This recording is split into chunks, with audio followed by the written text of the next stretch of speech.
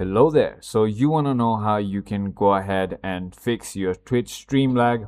So this is the only video you'll ever need to watch. So let's just get straight into the video.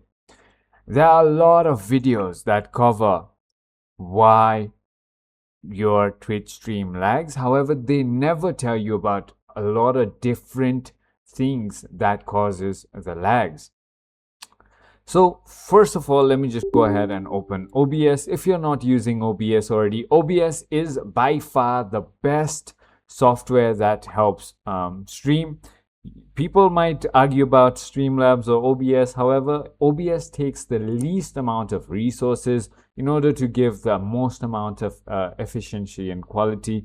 So I prefer OBS as well. If you go ahead into your OBS and click on this view and click on stats, as you can see, this is what's gonna pop up. It's gonna show you a lot of information. For example, there's CPU usage, there's memory usage, there's FPS and a lot of things. But the main thing that I want to talk to you about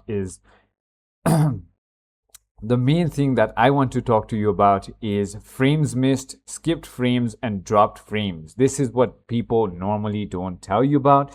So frames missed is when you go ahead and have a bad internet connection.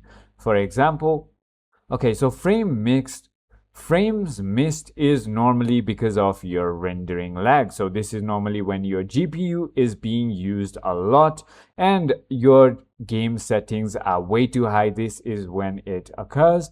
And skip frames is something that happens due to encoding lag, which means it is because of your high CPU usage. So you can simply go ahead and play around with your settings, drop your bitrate, and just adjust accordingly. For dropped frames, this is because of your network. Your internet is not stable, or whether you're not using your Ethernet. That is exactly why you're having problems with your streams. So I'm just going to go ahead and show you a couple of settings that you can go ahead and follow in order to maintain a good quality, high quality stream.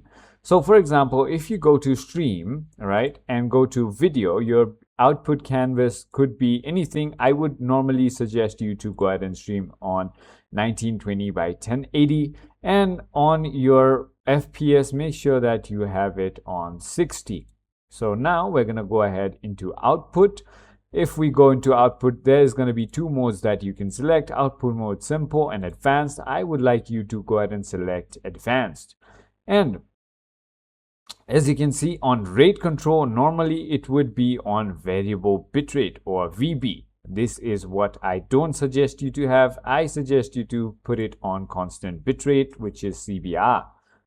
This makes your quality very consistent, and you can go ahead and play around with your bit rates as well. So the better your internet, the higher the bitrate that you can play around with.